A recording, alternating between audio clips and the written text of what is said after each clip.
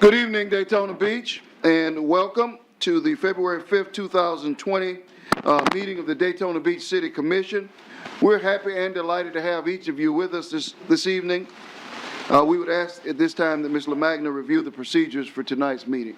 Good evening. Agendas are available in the front of the room on the table to my right. All the exhibits pertaining to items on the agenda are posted on the bulletin board.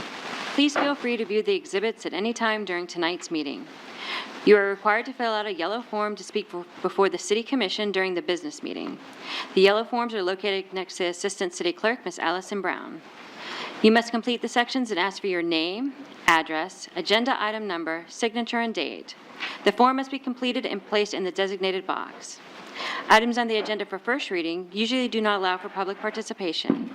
However, there are some instances where citizens are allowed to speak on first reading items if they are considered public hearings. Items on the agenda for second reading are open for public hearing, and citizens may speak at the designated time. Item number 7 is your opportunity to address the City Commission concerning any item on the consent agenda.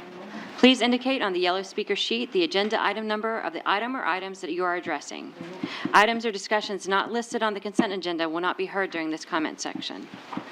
All citizens completing a yellow form will be allowed to speak for 2.5 minutes.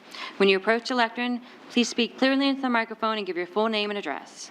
The 2.5-minute clock on the monitor above and directly in front of you will start running when you begin to speak. Pay close attention to your time. You will be told when your time has expired. Item number 13 is the public comment forum, and it will convene after the adjournment of the business meeting. This is the opportunity for the public to speak on any issue that is not on the business meeting agenda. All citizens completing the green form will be allowed to speak for 2.5 minutes. When you approach the lectern, please give your full name and address. Disorderly conduct in the public meeting of the City Commission. Article 2, Section 6238 of the City Code of Ordinances reads as follows. It shall be unlawful for any person to behave in a riotous or disorderly manner in any public meeting of the City Commission or any committee, agency, or board thereof, or to cause any unnecessary disturbances therein by force, shouting, or any other action calculated to disrupt such meeting, or to refuse to obey any ruling of the presiding officer or such meeting to the process thereof.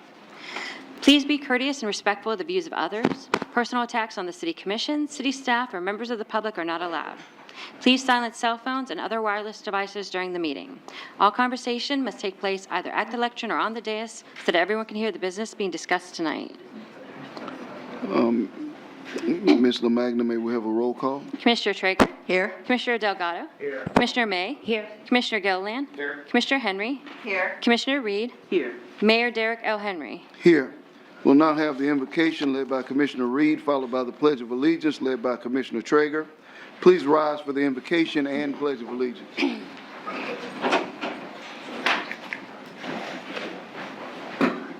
Let us pray. This is the day that the Lord has made. I will rejoice and be glad in it. Lord, we thank you for another day. We thank you for being able to open our eyes and to have the full utilization of our limbs. We thank you, Lord God, for the opportunity to serve. And we pray that all that we do is pleasing in your eyesight. We pray, Lord, for this great city called Daytona Beach, Florida. We pray for the individuals that work here to make things happen. And we pray for the citizens who reside here. And we praise and thank you for those who visit here to keep our city flourishing. Now tonight, Lord, as we gather together to once again make decisions, we ask that you would lead us, you would guide us, and you would prepare us to make decisions that are pleasing in your eyesight. This we pray in the mighty and matchless name of Jesus. Let us all say, Amen. Amen. I pledge allegiance to the flag of the United States of America and to the republic for which it stands, one nation, under God, indivisible, with liberty and justice for all. We'll now move on to item 4, which is approval of the minutes of the December 18, 2019 regular City Commission meeting. So moved. Second. We'll take a motion from Commissioner Gilliland and a second from Commissioner Traeger. Do we have any questions or comments? Hearing none, all those in favor, let it be noted by saying aye. Aye. Those in opposition, same sign. Motion carries 7-0. At this time, we will hear from our city manager. If we have changes to our agenda, he will address them. Thank you, Mr. Mayor. Under item 8F, donation of property, the last sentence in the paragraph should read affordable, freestanding, single-use family home. Motion approved, amendment. Second. We have a motion from Commissioner Gilliland and a second from Commissioner Reed. All those in favor, let it be noted by saying aye. Aye. Those opposed, same sign. This motion carries 7-0. Moving on to item number 6 is our presentation. Item number 6A is a presentation on the community paramedicine. Drew Driscoll, Fire Chief and Deputy City Manager to report.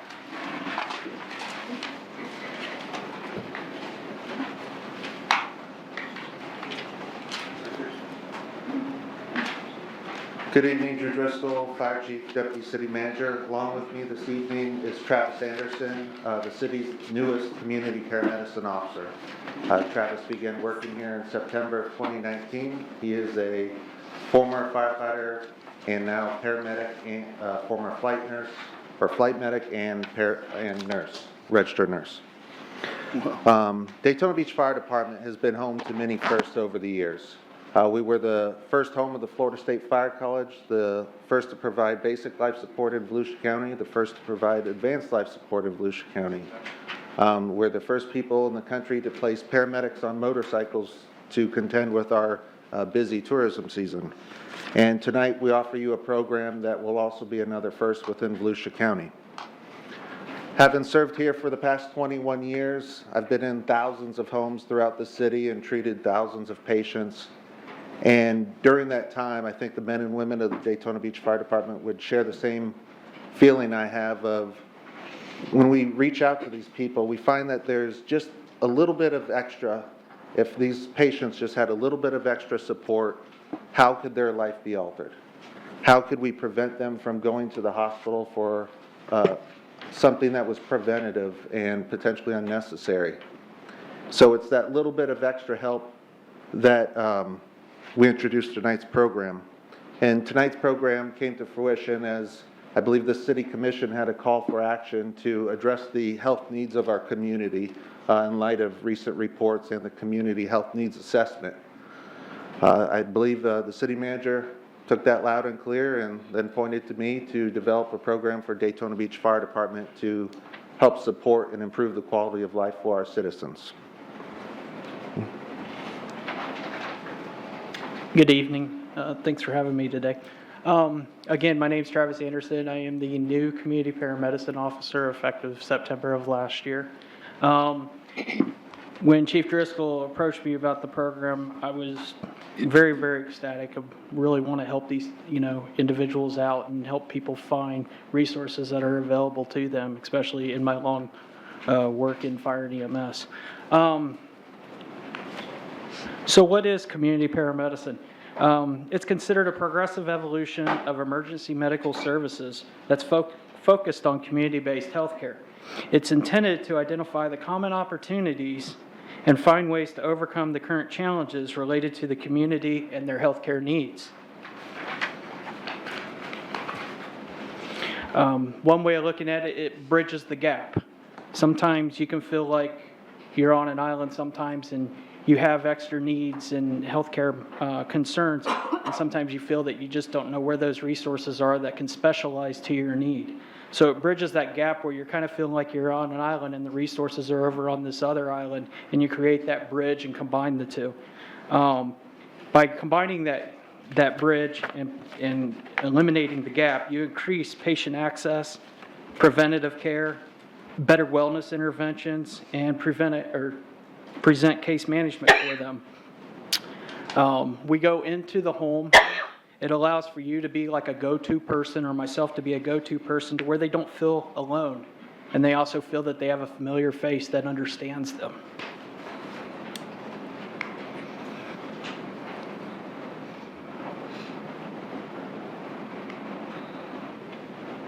Okay, so why do we need a community paramedicine program? Well, over the years, there's always an increased demand on emergency responses. That increased demand also flows into the hospitals, and sometimes some of those emergency responses are for non-emergent issues. In 2019, a community health needs assessment came out early last fall, and some of the examples of needs that were shown in our community alone is falls, diabetes, chronic illnesses such as CHF, and mental health and substance abuse. And sometimes other needs might be including that the citizens just don't know how to access that care or navigate through the ways and means to find those available resources in the community. So by helping them line up those resources, we're able to possibly prevent future emergencies also.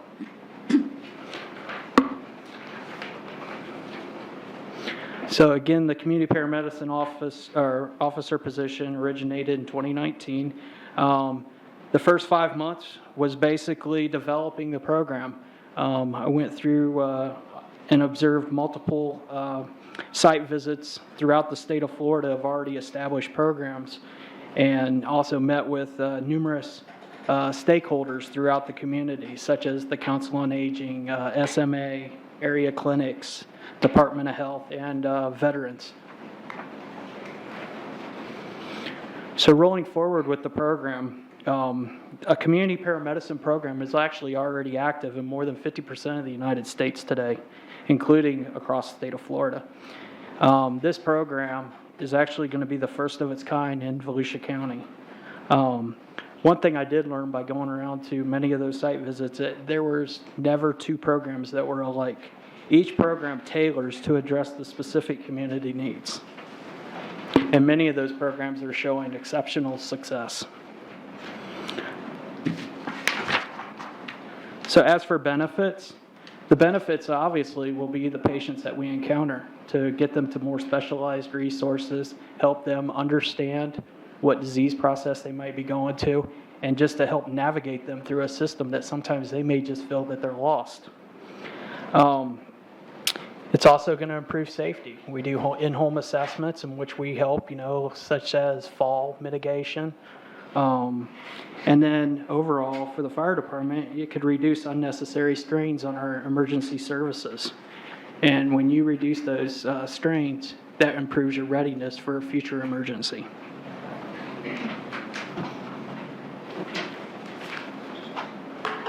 Just wanted to also let you know real quick, we did have an example of one trial run that we did over the first couple months, or the beginning of 2020, in which we did have a patient that I did go see that was calling for emergency services approximately a dozen times within 30 days. After counseling and help giving him, navigating him to resources around, he's learned to work with his chronic concerns, and he's only really needed emergency services 1 or 2 times in the last month. So it's shown improvement already. And the biggest thing is we identify the need, we align them, and then once they become dependent, they graduate the program.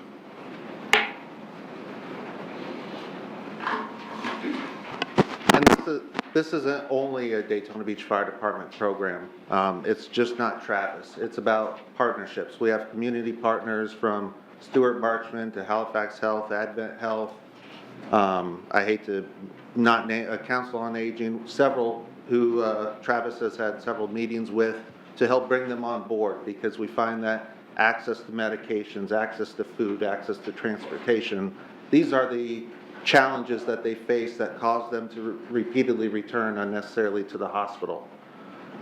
As this is only the latest initiative of the city for health within our core area, the next phase of this will come out later on in the year with a continued partnership with the police department, Chief Capri and his staff, a DART team, or a drug abuse response team that will allow us to reach out to individuals suffering from drug addiction, and with the idea of getting them into counseling and support as soon as possible.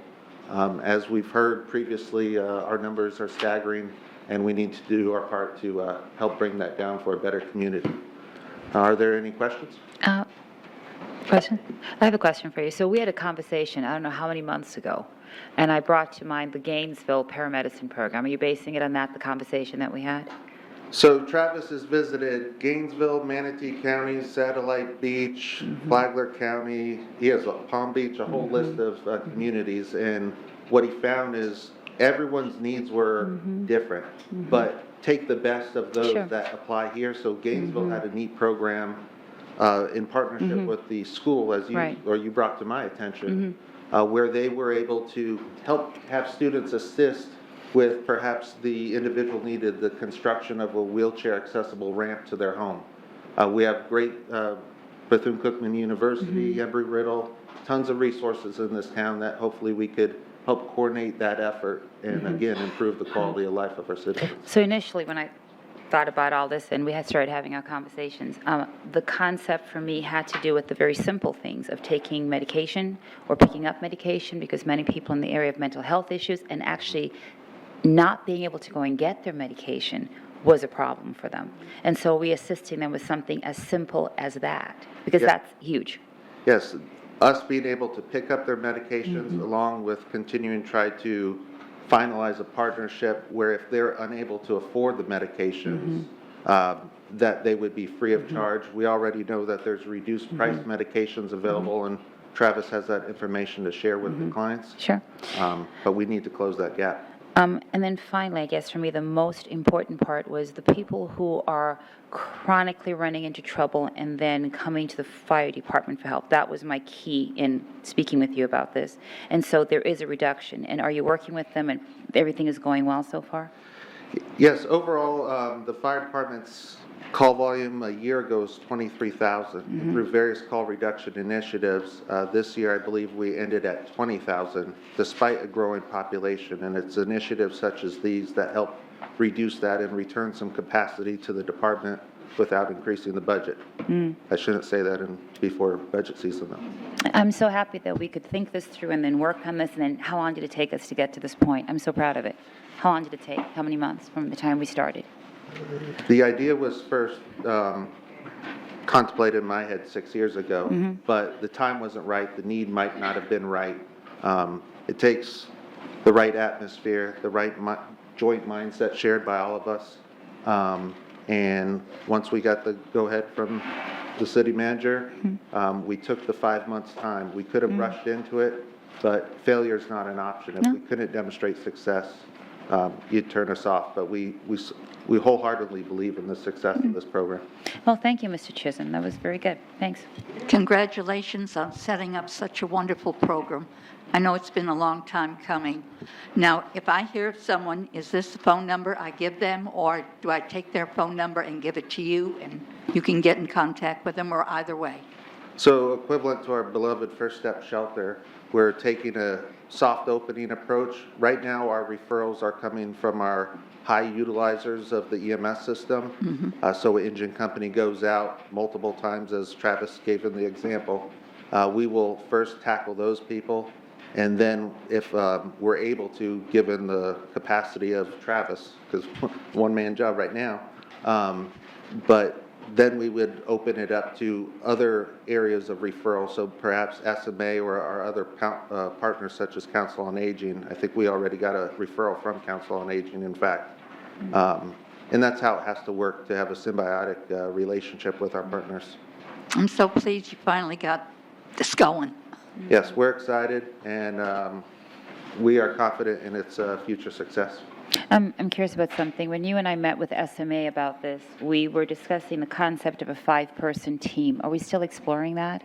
Yes, Are we still working with them on that? Yes, for the drug abuse response team portion, yes, whether it's a 4 or 5-person team, we still have to work out with the police department because they're the core partner with us. But through our meetings with SMA, it is, it's amazing what resources they actually have That's in this exciting. community. Okay, Yeah. thanks.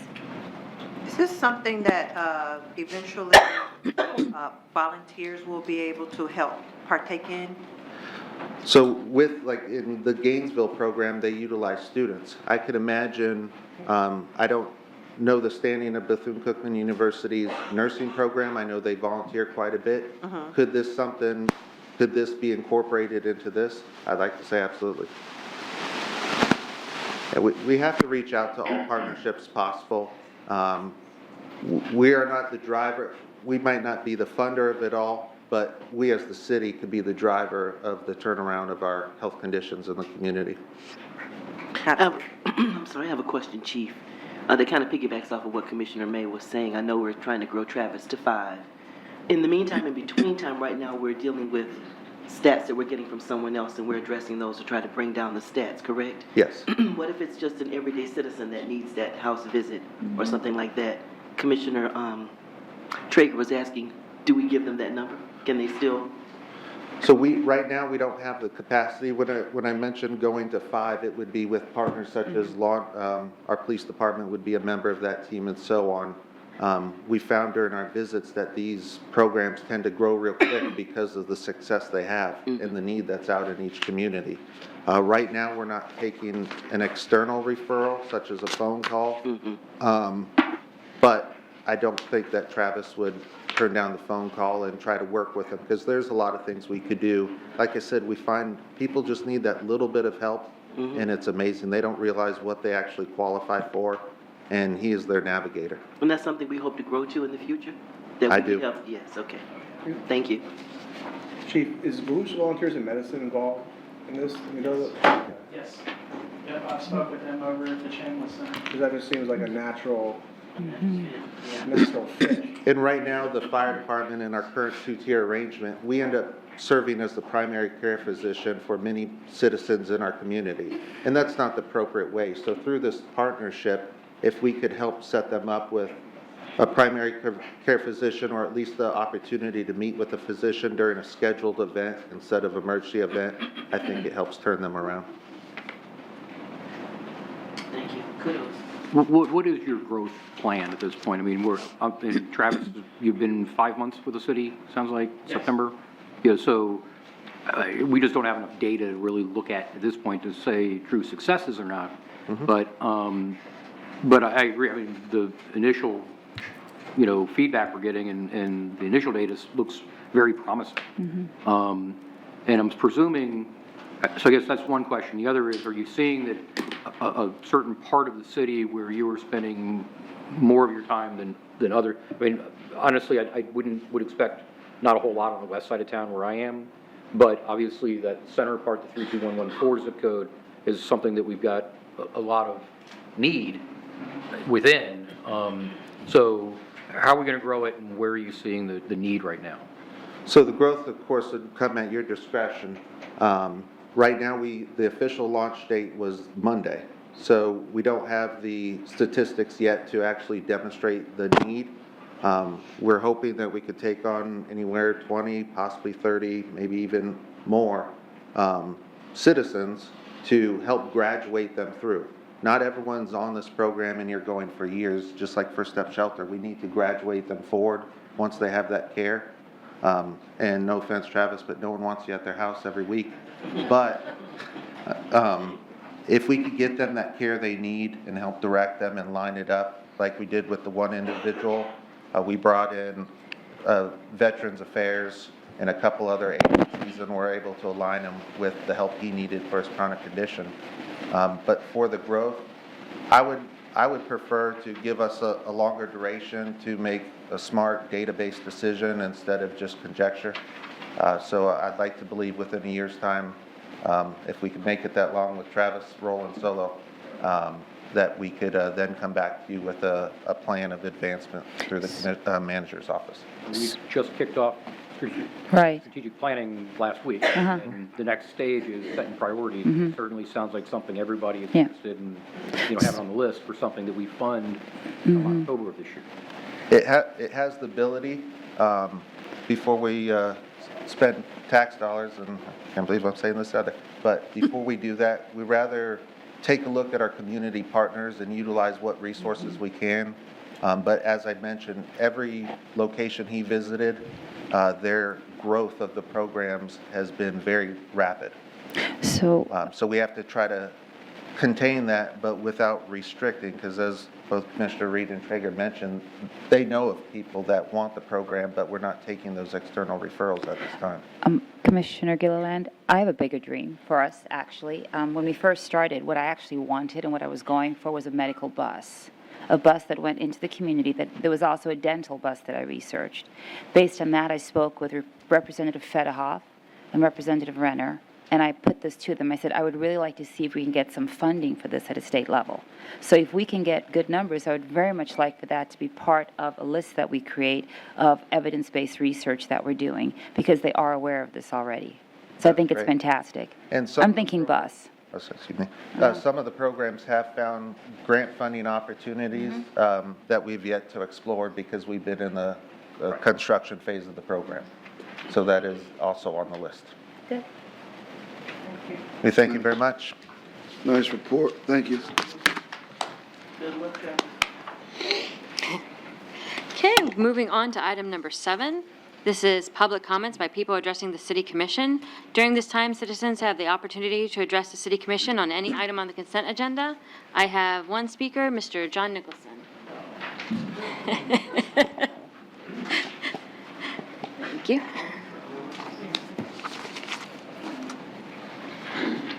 John Nicholson, 413 North Grandview Avenue. Two things, E and F. F is the house at 316 San Juan. If you're not familiar, that is right in the area that is in transition right now, where Brown & Brown is buying all the property. So this is right across and right next to Brown & Brown. I can't see taking and putting a brand-new house that has to be eventually torn down and paid excessive amount of money for Brown & Brown or other development. This is not an area that we want to put housing. This is an area where we want to put businesses. You don't want to mix and match. So I'm asking you to think very carefully if it's within the Brown & Brown footprint that we think of, instead of putting in a house, we build the house somewhere else and put this up for commercial. Secondly, E is the windows and doors at the Women's Peninsula. Center. Peninsula. Okay. Yeah. Peninsula. Pardon? Peninsula Yeah. Club. Peninsula Club, Women's Club. We have a problem on the beach side when the city does things. They don't do them completely and they mix and match. Those at the band shell, they didn't match the original ones. The windows at the pier, close, but they don't match. When we did the tops of the landscaping, they don't match. When they painted the columns leading up to the pier, there's 17 tops. They painted 15 and left 2 unpainted. They're constantly doing this. There are 6 environmental plaques in Breakers Park. They painted 4 and left 2 unpainted. We're doing this constantly. We have all those new, nice, clean, sleek fences along the boardwalk, except at the pier. It's the old green ones. I wouldn't mind the old green ones being there, except that they're all dirty and with the suntan oil and whatnot. A little washing and a little painting would be tremendous. So I'm asking that if we're going to replace these windows and these doors, they very closely match the ones that exist rather than just a period piece. Thank you. Mr. Mayor, with item F, let me just make, that is an item where someone's donating property to us. It's a demo project. They don't want to pay for the demolition, so that we're going to demo it, but the property will be retained by the city. Yeah, thank you. And I have no other speakers for the consent agenda. Motion to approve the consent agenda. All right, we have a motion and a second. Do we have any questions or comments? All those in favor, let it be noted by saying aye. Aye. Those opposed, same sign. Motion carries 7-0. And we'll move on to commission comments. And it starts with Commissioner Traeger. Let's start with Commissioner Traeger. Okay, I had an email from a gentleman who was asking again about the streetlights on A1A from south of ISB to south of the Hard Rock. Evidently, they're not the Florida Power and Light Company, and he says there are about 30 of them that have been kind of ratty looking since the 2017 Matthew. The bench shades, missing globes and wires hanging, and he asked if something could be done about it. I also got an email from a lady who lives on Bevel, Countryside Apartments. She says she's getting gray water in her apartment. She's afraid it's making her sick, but anyhow, I told her I would pass it on. Okay, Andy's going to address the street lights. I can tell you on the gray water, we do have somebody investigating that. Good evening, Andy Holmes, Public Works Director at Daytona Beach. Thank you for asking about the streetlights. We recognize that and put that in the budget for this year. There is 2 projects. There's one that the city will have to do to replace about half of those, and the other one FDOT is going to do as part of a lighting improvement project at the crosswalks on A1A. And we've coordinated with FDOT in making sure the fixtures all match. So we've done that coordination work, so Well, thank you very much. thank you. I also wanted to say we went to the birthday celebration for our former mayor, Yvonne Scarlett Golden. City manager Jim was there, and it was a very nice celebration, and they had some of the children dancing, and our own Monique, she did a dance too, and it was something it might be nice to do every year. Thank you. Thank you.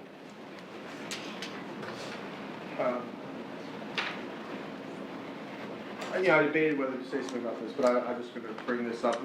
At the meeting last time, there was a group of people that came that wanted to speak, and my thought was that if a group of people want to speak on an item, I certainly don't want to limit them to 2.5 minutes or force them to chop up their presentation in 2.5-minute segments. And I think that was the sentiment I was trying to convey, is that I wanted to let them organize their presentation the way that they felt was most conducive to a great presentation, as opposed to having, if they need 30 minutes of time, I don't think they need to bring, they don't have to drop, I don't want people to have to chop it up into 12 individual segments. I thought that's what I said. If that was not what was perceived, then I'm sorry. So in the future, if we have people that want to speak on a topic as a group, I don't know what they need to know in advance to get on as an item or a presentation or something. So in the future, if we have a group of school kids who want to address us as a project or something, that it's not being chopped up among 10 or 15 different speakers, unless that's the way they really want to do it. But I can't imagine it. Thank you. I can't imagine that 2.5 minutes at a go is the best way to present something. I mean, maybe that's what they want. So I don't know how far in advance they would have to know that they're going to do a presentation. What's the procedure, Mr. Manager, on that? Would we be able to get them a relatively short notice, or? Well, I don't think we didn't have really a notice on them coming this Yeah, way. I understand that. I think really what happened, this is what I got out of it, they wanted to have the opportunity to speak their own individual ideas about that subject, and Which is perfectly fine. Yeah. I don't want, in the future, if we have a group of people that want to make a presentation, I want to make sure that we accommodate them in a way that if they want to do 2.5 minutes, that's fine, but I don't want people to think that that's the only way that they can address the commission if they have a project or a plan or something cohesive. There is a way to get on the agenda and do those. Yeah, if they have a plan where they've got multiple speakers on a subject that they need more time, if they'll come to us at least a day ahead of time, because there's some things we can do to assist them. Okay, so it's only really a day or so in advance that will be done? Okay.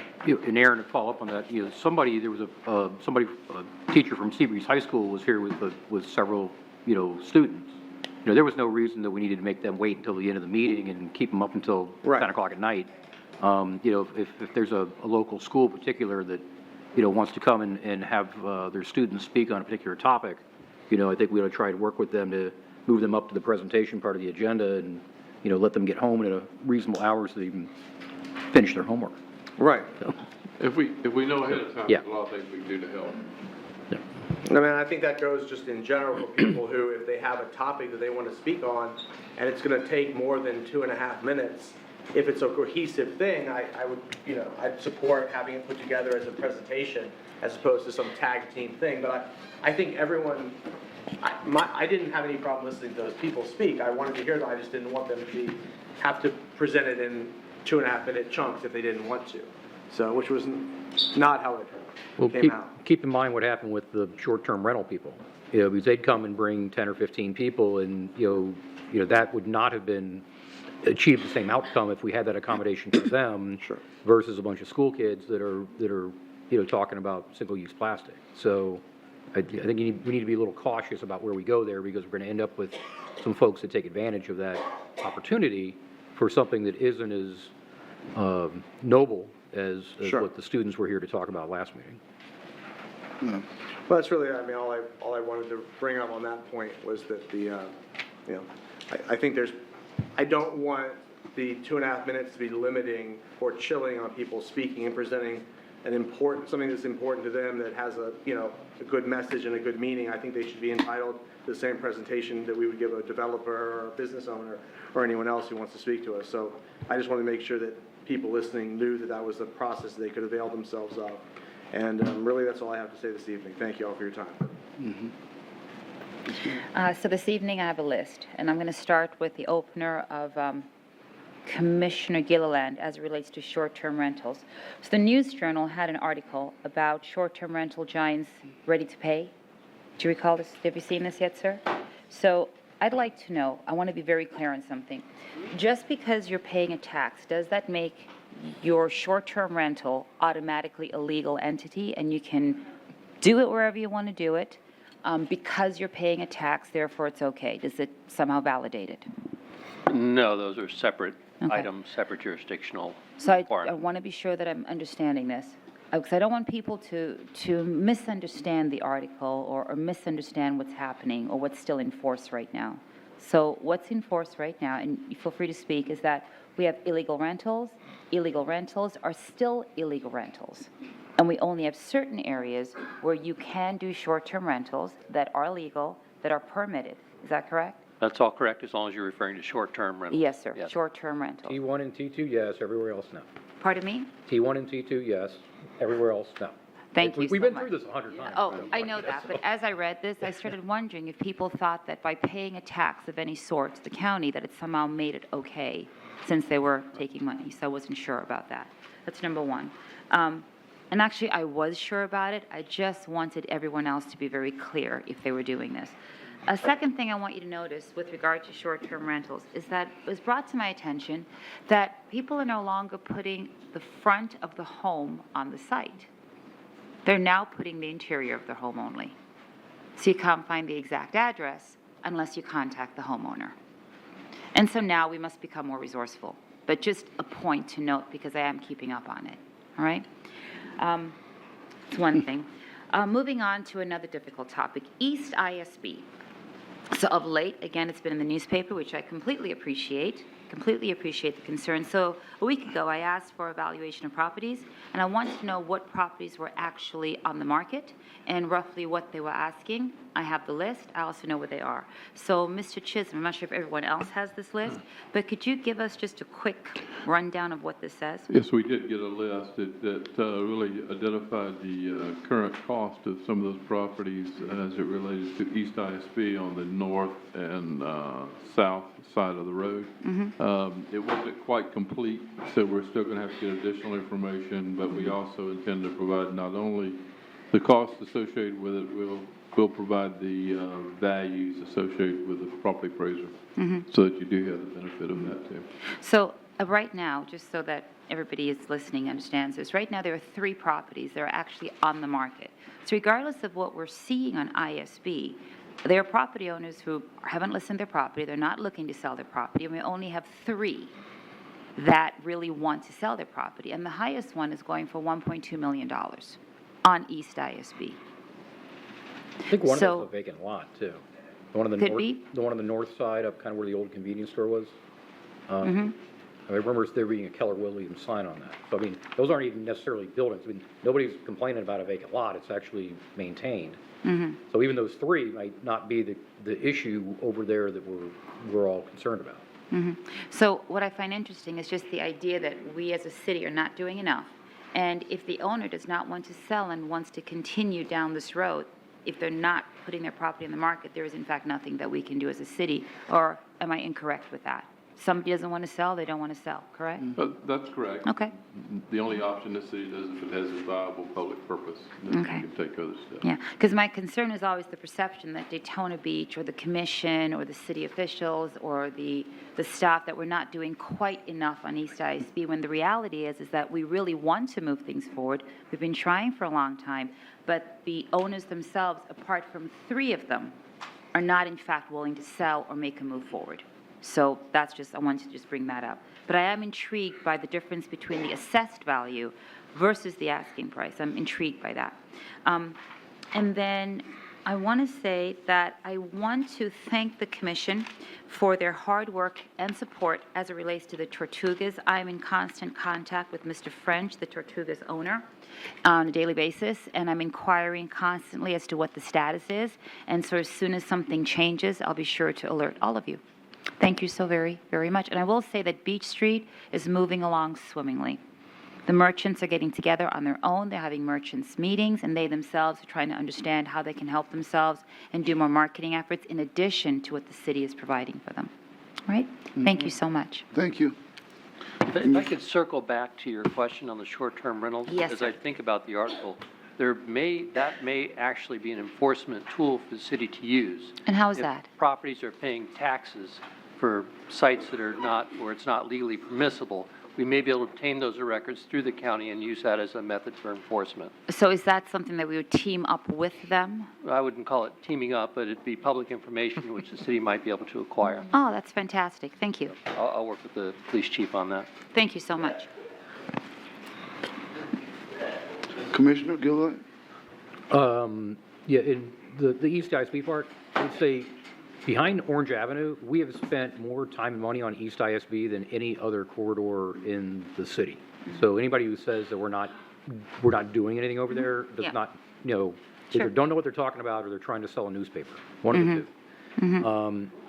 It has been, I think for 3 years now, we've been working on, with the state, with DOT, I asked if I could represent the city on this board to try and work something from a transportation angle, and the commission didn't disagree. But that group has a lot of stakeholders. Representative Leak has been instrumental in trying to move things forward. We've had a number of setbacks. We're on our 4th district secretary now, and it's unknown if he will continue. Secretary Perdue will continue. The deadline for applications for the District 5 secretary seat closed last Friday. The interviews will probably be this month. We'll know maybe probably next month, March sometime, who the new district secretary will be. But we were doing great when Noran Downs was there. Then when Steve Martin took over, the whole thing went dormant.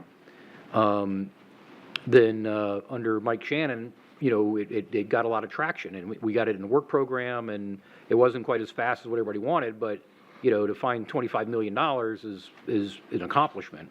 Now under Secretary Perdue, he's brand new, so we don't know what's going on there, or if he'll be the secretary come the end of March.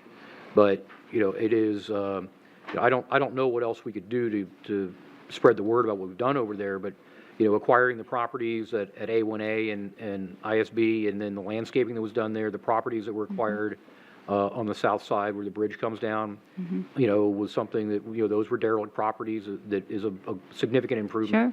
Sure. We're out of money in the South Atlantic Redevelopment Fund to do any more land banking over there. So certainly anybody that's got any ideas, bring them forward. But, we have done, as I said, in my mind, that's probably the corridor that's gotten the second most attention in the city. So. Yeah. Yeah, thank you. And then actually just a couple of real quick, so being chairman of the Transportation Planning Organization, I also represent our planning area on the statewide MPO Advisory Council. So we had our meeting over in Orlando last Thursday, and there were a couple of interesting things that came out of that I just wanted to share. One was that the department's projection on gas taxes is that they will peak in 2024-ish and then begin to decline. That's primarily due to cars becoming more efficient, more electric cars, hybrid cars, things like that. The other piece was that they expect that to continue, that decline, to where in 25 years they're expecting the gas taxes will be reduced by 25% from what we're going to collect here in 2024. So this problem that we have, and, if nothing else has ever made you proud to be a representative of the people in Daytona Beach, the fact that the house sales tax passed here is indicative of the fact that our voters are a lot smarter than some of our sister cities, because they recognize the problem, they recognize the funding mechanism is broken, and that this was an opportunity for us to close some of that gap. Unfortunately, what this is telling me is this is going to get significantly worse as we move into the next couple of years. It'll be about the way it is now, beginning in 2025, and from there on, it's going to become noticeably more difficult and unfortunate for the folks that have to traverse the roads, because they're going to look like a big city. They're just going to be potholes and patch mark everywhere, because we're not going to have the money to do it. And then the last thing was just a thank you to Jim and his team.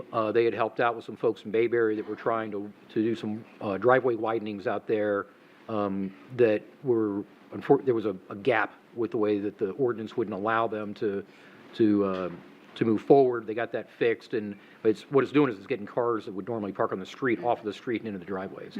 So I got a thank you note from one of the residents out there. I wanted to pass that on, that they were very happy with the attention that this got and their experience in working with development services. Well, Mr. Commissioner Gillen, was that having to do with not parking on the grass, but instead parking on pavers or parking on a cemented surface? Is that what that was they were about? parking in the street. Right. But there were some cars, and I think if I'm correctly, they had three garages, but they didn't have a wide enough driveway to accommodate them. Okay. Is this the whole grass lawn thing?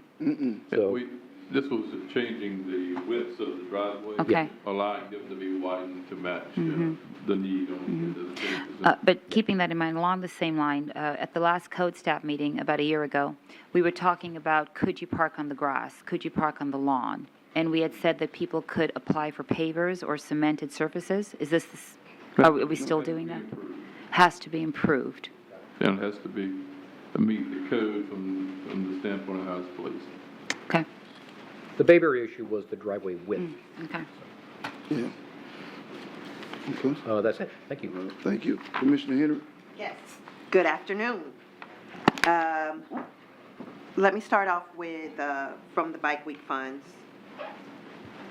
$150 to the Brain Bowl National Council Negro Women, $150 to Delta Sigma Theta's community shredding event. And I have gotten calls about that, about when it was coming back, because people were so happy to have that event last year. And so it's just a worthwhile event. So I want to $150 for that, and for their scholarship ball, $65. And I also wanted to ask about the refrigerator. I know, Jim, you and I had talked about this last year, a refrigerator over at YSG so that we could participate in the food program. So it was brought up again last night in our neighborhood watch, and they really would like to have that facility available to feed the children in the summertime. We don't have anywhere else over there except for a private church that's feeding the children, and that's a big area to cover with children. And so if we can get that one facility with a refrigerator, we could technically feed lots of children in the summertime over in that area.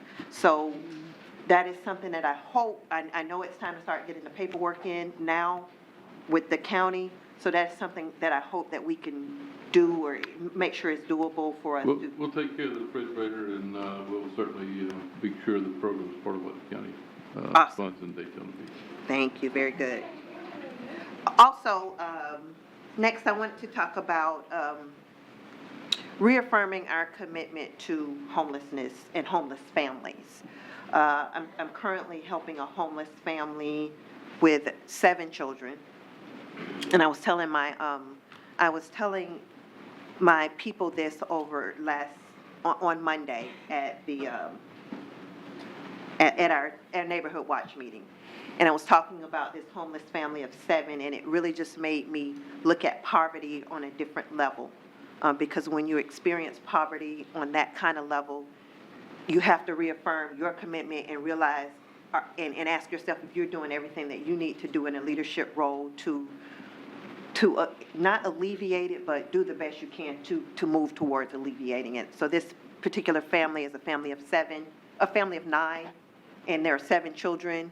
And they walked up to my house, and I've known this young man for a very long time, and he's having a hard time getting his, because he had a prior conviction, and they had rented a house.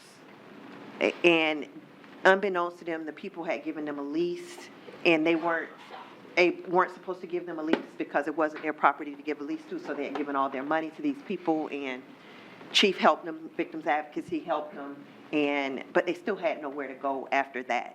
And they walked up one particular night about 4 nights ago, and it was extremely cold outside, and they asked if they could sleep in my truck. And I told them I couldn't allow them to sleep in the truck because there was a 3-month-old baby, and there was an 18-month-old baby.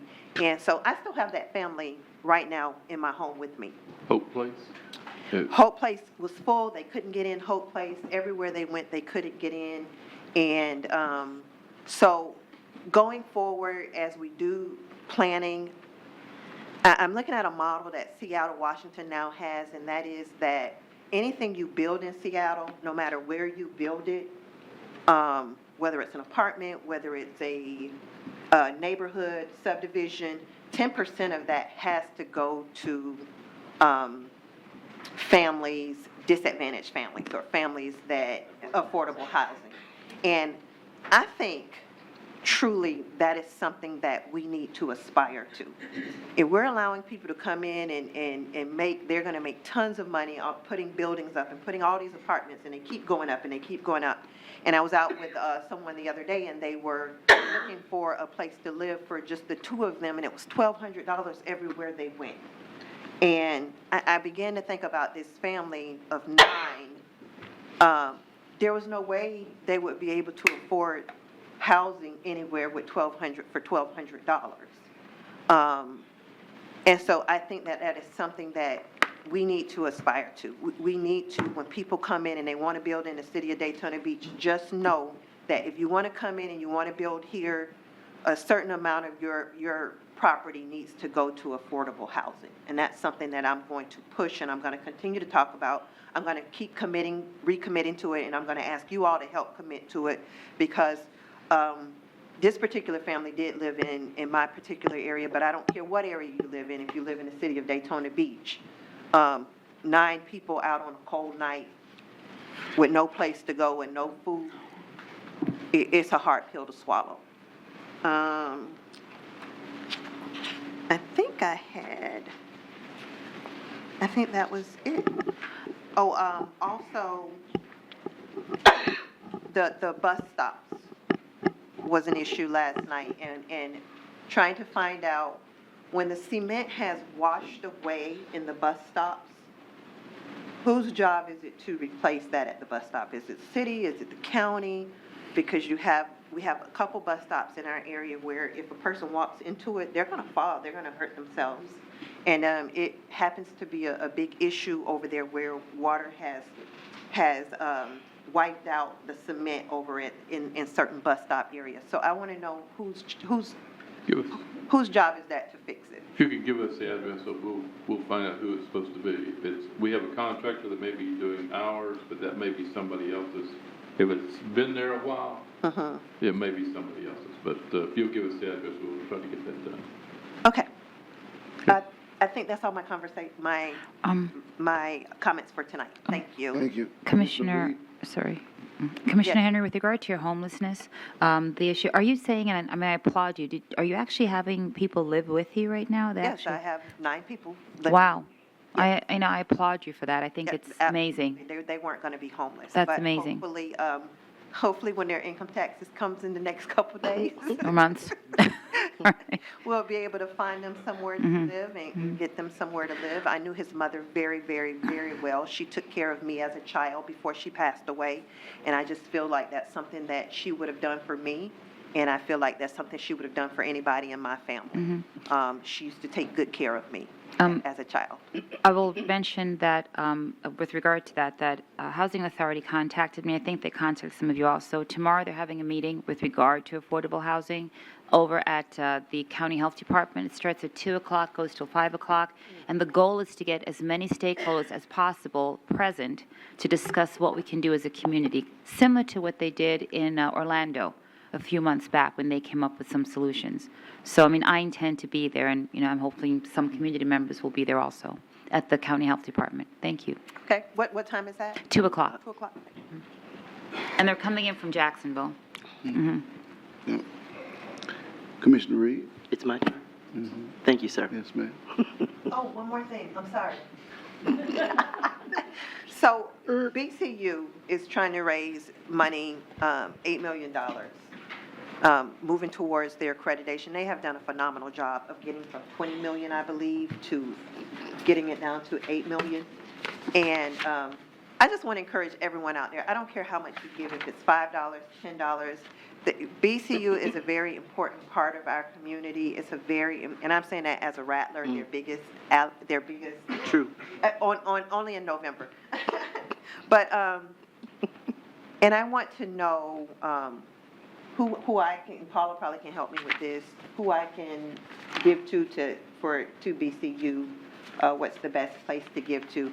And I do want everybody to move forward with helping Bethune-Cookman University. I believe it is all of our responsibility because they play a very important and vital role in this community and in this city.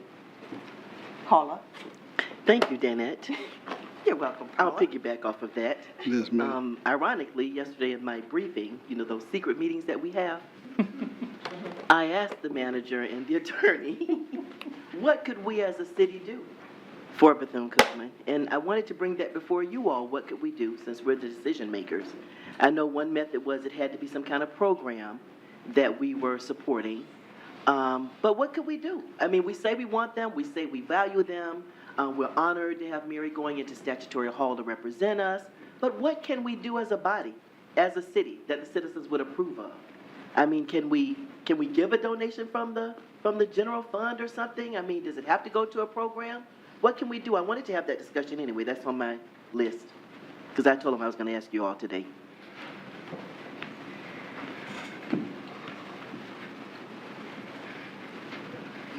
Okay, since you're quiet, I'll keep talking.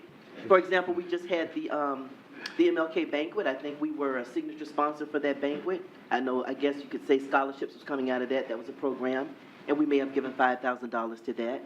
And there are other programs such as that. But, maybe I'm talking to the wrong folks. Maybe y'all don't want to do anything because nobody's saying anything. But what could we do? I mean, where could funds come from? Does it have to be attached to a program? Do they need to do a program so we can attach it to a program?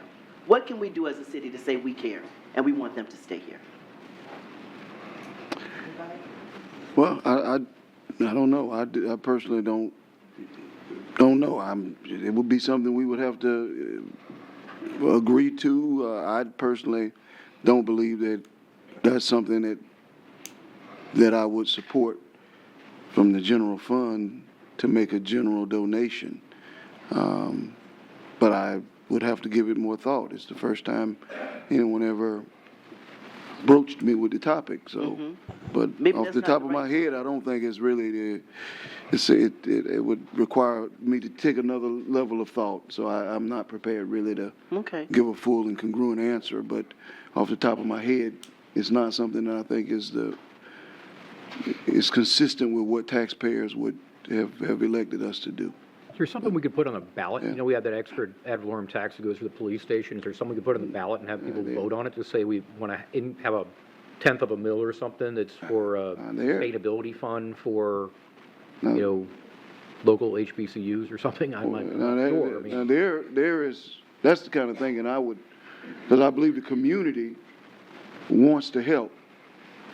And I believe if we gave them a mechanism to help, it would be successful. But I think that that's something that the community would have to make a decision. Is that possible? We'd have to look at the statutes and see how we might be able to do that. I don't, right off the top of my head, I Yeah, don't know exactly. for sure. There are limitations to what we can do with funding, and it'll take some research on our part really to get there. Okay, I just had another idea. When we were getting ready to build the first shelter, we were income driven by asking citizens to help us do that. What if we asked the citizens to help us help Bethune-Cookman and let them donate through some giving mechanism, and it would be their money? So GoFundMe. Not a simple one, but one that we monitor to be able to say it came from the citizens or came from the city. And anybody could put funds in there. Just like what we did when we raised money for the homeless shelter. We had that, donation thing that we did. And that's from the citizens. Sure. It could be a city-driven campaign to help Bethune-Cookman, asking our citizens to donate, and they would just go to this link, PayPal, Cash App, whatever method they want to use, debit card, credit card, and they would give back to the university. We need to look at that. Look at it. I'm just making a suggestion. Possible. I think we need to look at it. It's a good idea. There's always, when money comes into the city, it comes to the city coffers. And it has to be treated as if it is city money. So there's another way to do that, but we'll need to look at it. All right. Okay? And in the meantime, look at the idea that Commissioner Gilliland suggested, because that's a larger way to generate a larger amount of revenue that might really substantially be able to help meet the need that this community, I believe, has stated vociferously over and over that they want to help. I don't know of anyone that wants to sit on the sideline, but the easier the mechanism, the better. Yeah. And But something help that me everybody understand can that when pay you're into. saying put something on a ballot and we'd have to wait. Yeah, but But see, they're in dire straits now. I understand that. So I'm not saying don't do that. We can do that too, because But a couple $100,000 now isn't going to really help them. A couple million in the fall would. Depending on how that works out. But I at beg least to differ. Lisa's going to have I some want both. time frame on that. Yeah, this is an accreditation issue, and that's their time frame exactly. That's why we It's would March. consider both. and I don't know. Is next month? Yes, Yeah. They need to raise $8 million by next month. That's, it was 20. And they have it down to 8. I'm going to have to think about it some more then. So. yeah, we can look at some options. Nothing's going to be real simple on this thing. Okay. Thank you for that lead-in, Commissioner Henry. After last week's strategic planning meeting, I attended the CodeStat meeting at Bethune-Cookman University, who gave us the room for free, in the presidential dining room. And I have to say to the citizens, a lot of people said that they couldn't come to the one when it's offered in the daytime because they're working. And there weren't as many citizens to this one as there were at the last that we attended. And they give an excellent overview. They show pictures of properties that they have addressed. They show before and after pictures to let us know how they're addressing issues. They're there to answer questions because people are often confused about what code actually does. And I just have to commend Captain Lee and Mr. Sykes and their staff for what they're doing. And I think they're doing an admirable job trying to get us straight as a city. I don't know what happened when I went to that meeting, but I had a dream that they came down my street and charged me, so. But anyway, I really enjoyed hearing the information and to seeing the production of what they've done. I also had an opportunity to attend the Temptations and the OJs at the Peabody. I believe Commissioner Henry and Commissioner Traeger were there as well. And it was very enjoyable. It was a full house. I commend the staff on putting something together, and I asked them to continue to seek diverse programming that gets us all out and shaking our legs in the aisle. It was a good time had by all. I think our assistant city manager was there also, Betty. We had to keep Betty out the aisles. Next Monday night at 6 p.m., we will reconvene with our, they've named themselves the Neighborhood Association meeting, not Neighborhood Watch, but the Midtown Association meeting for Zone 6. It's at 6 p.m.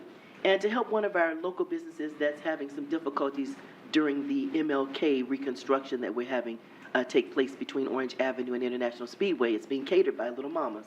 So if you're in Zone 6 and you're saying that we're not having a meeting, yes, we are. and they're held at the Midtown Center in the activity room, all-purpose room, at 6 p.m. on the second Tuesday of every month. Every Monday, I'm sorry, thank you, on Mondays. On the second Monday of the month at 6 p.m., the Midtown meetings are taking place. I had an opportunity, and I have to get this address for you. There are a couple of citizens I want some things for you to address. There was a Mrs. Libby Coleman on Cottle. There is a light in front of her home, and she just purchased this home. This is a new homeowner on Cottle, South Cottle.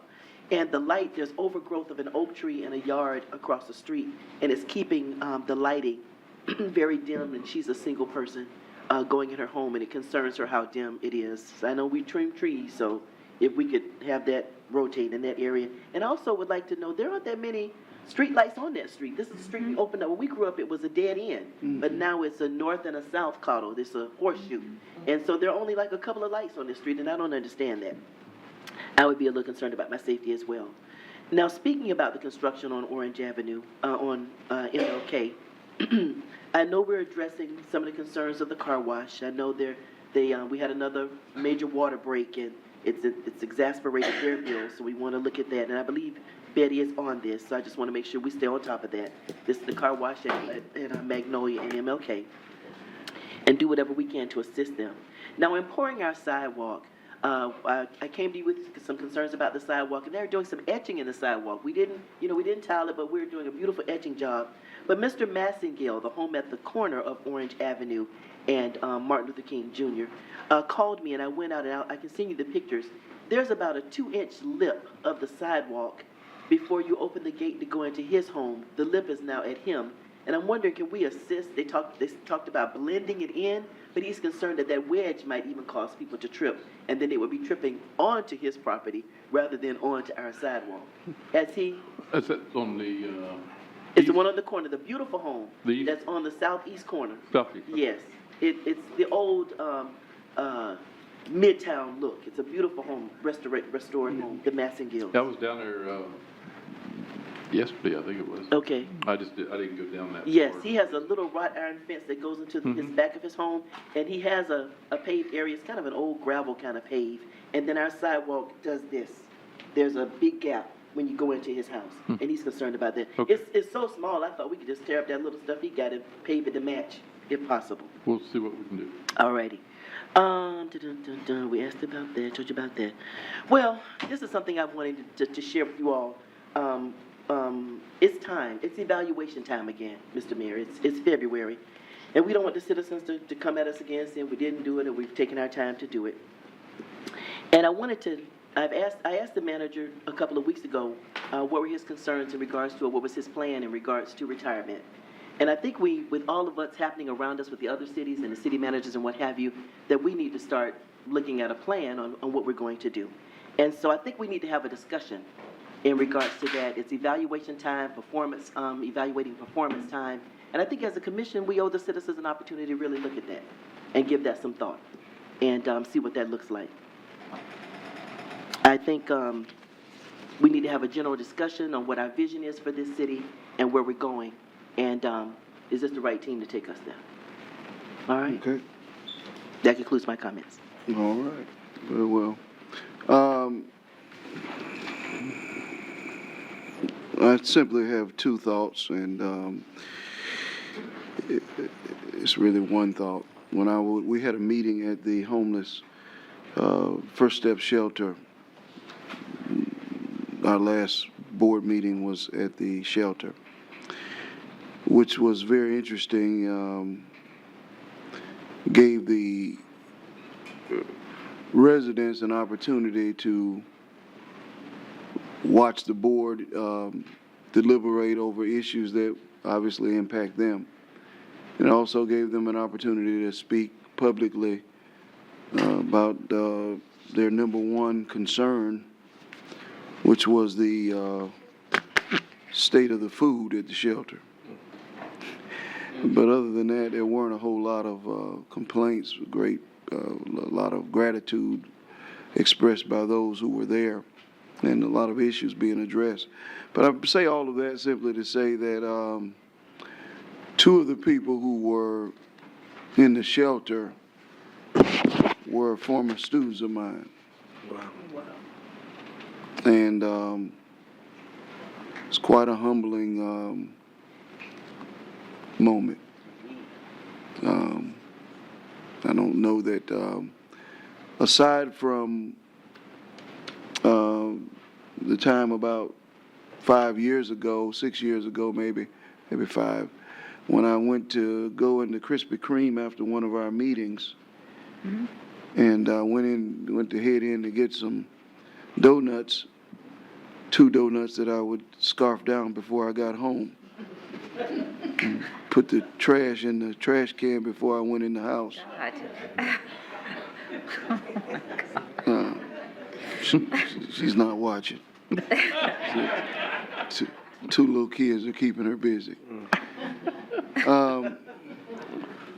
But I was headed into Krispy Kreme, and this guy yells and says, this was during the time when we were encouraged not to give any money to anyone who had panhandled. And I ran to go in, and the guy yells, and he says, Mr. Henry. And, I'm looking, I looked over, and Mr. Henry, he didn't want to stop us. Maybe he thinks I'm my father. I didn't, but because he looked older than me. So he went on to say, Mr. Henry, and he said, Coach Henry, this is so-and-so. And I turned and I looked, and he says, from Lakewood, you remember me? And I looked and I said, yes, I do remember you by name and by name only. And he went on to express the gravity of his situation. And, I gave him $20 that night. I'll never forget it, because I did what I hadn't done in years by virtue of what we had discussed here in this meeting. But I went on in, and I never forgot that situation or that moment. And he too had been not in my class, but in the basketball program when I was coaching, and certainly a neighbor, and he lived on the street 1 block over, grew up there, and he was no more than 40 years old. So that was, and I say that all of that to simply say that all of the people that we're helping are not people who are not from Daytona Beach. And so, and some of them are, and one of my students, he's got a plan. And the case managers, he's got a plan, and he's on his way out of the shelter. He's not going to try to retire in the shelter. But he has a plan, and there's a plan, and he's got a voucher in working on a voucher. And so these are the stories that we have to begin to tell, and we have to be real with ourselves about what we're doing on all fronts. And we have so many stories to tell, and every week this office is telling us part of our story, because we will, over the course of the next 6-8 months, hear a lot of things about what we're doing or what we're not doing, and some of it is true. We can always improve and always do more, but we are doing some things, and I just wanted to share that. Mr. Manager? No one else? Okay. This concludes our meeting. We will take public comments. This meeting is adjourned, and we'll start.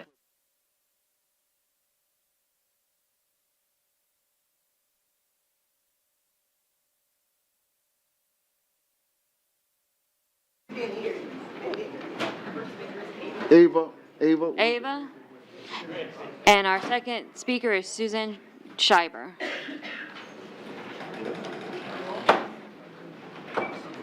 Mm-hmm.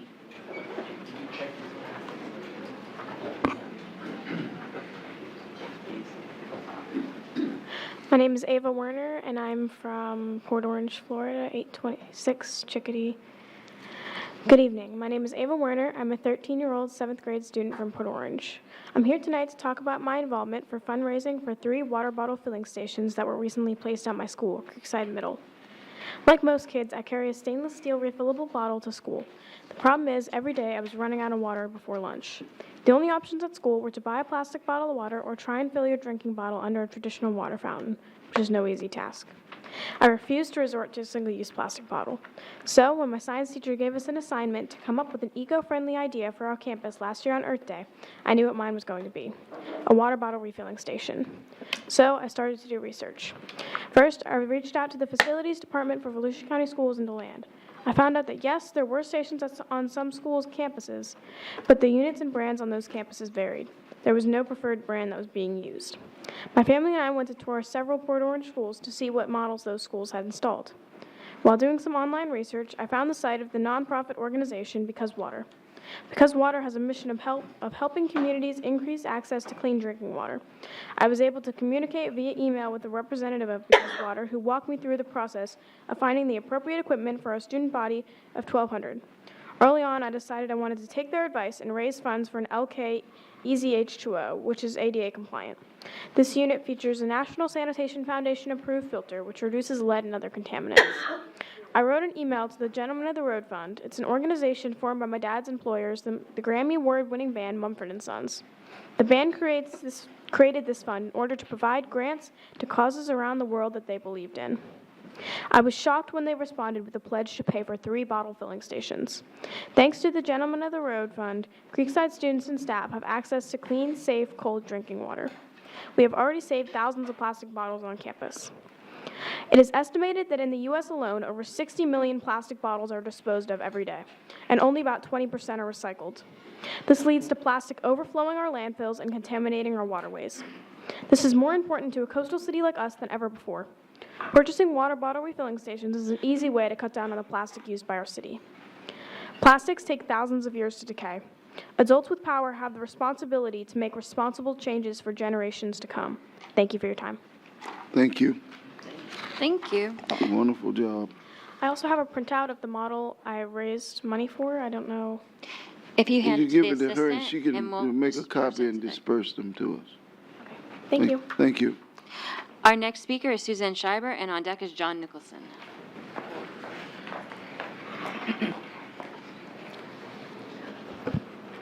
Good evening. Thank you, Ava. I'm Suzanne Schreiber of Ormond Beach with Dream Green Volusia. I want to clarify and focus on water refill stations tonight. The packets that we left at the last commission meeting contain photos and pricing of various units. A water refill station is different than a water fountain because of the ability to fill a reusable bottle. The goal is to reduce plastic pollution in the city. When meeting with Keith Willis of Leisure Services a few weeks ago, he expressed interest in hearing how the commission would respond to what was submitted. He said there are 4 community centers in Daytona Beach. On Monday the 3rd, I visited 3 locations. At the Midtown Cultural and Education Center, there are outdoor basketball courts, an aquatic center, a walk trail, plus the main building. The aquatic center has an outdoor small water fountain that appears to be an older unit on the side of the building. While working, it is in poor condition from age. Because of the various activities and the number of people utilizing the outdoor areas, there is a need for outdoor water refill stations at Midtown Center. The gentleman that was kind enough to show me around the center and outdoors expressed a sincere hope of obtaining units at the facility, as it is heavily used by the local youth in the summer and the citizens year-round. There are water fountains inside. Newer units can be retrofitted to become refill stations, but a plumber would have to determine the possibilities. With the volume of usage outside in all areas, the logistics support an outdoor unit. If multiple units were considered for purchase, pursuing a discount would make sense. These were my observations. Those I have spoken with have been enthusiastic. The benefits to the community are many. I asked the commission tonight, moving forward, who would Mr. Willis and I meet with to pursue further discussion of the citizens benefiting at Midtown Center regarding water refill stations? Thank you.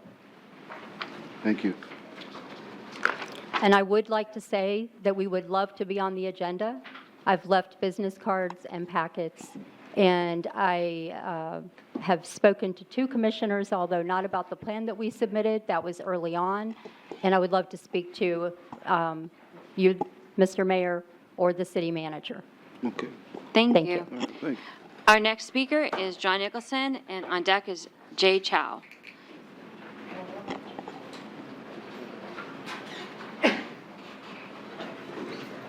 John Nicholson, 413 North Granview Avenue.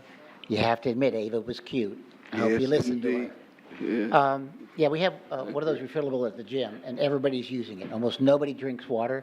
They carry the canisters. I would like to have one at Breakers Park. I have several things. One, we're putting in new lighting on the boardwalk. It's kind of nondescript, and it kind of lowers the quality of life on the beach side. I don't like going down. If we're going to put something new in, something attractive, something, at least pleasing to the eye. I'm presuming that we're going to take out the 13 FPL poles and be left with these squatty little ugly things. So in the future, I would prefer something a little bit more attractive, especially in the tourist areas.